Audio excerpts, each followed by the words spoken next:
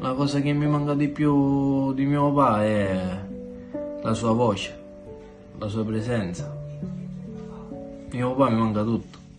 A mio padre vorrei regalare tutte le mie vittorie, le cose più belle, quello che non ha assistito, non ha potuto purtroppo assistere fino ad ora.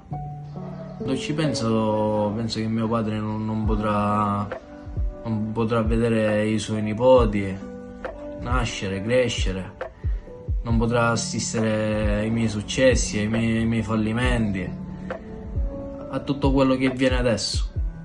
Magari ce la farò o non ce la farò, però sicuramente sono sicuro che lui vede e sa.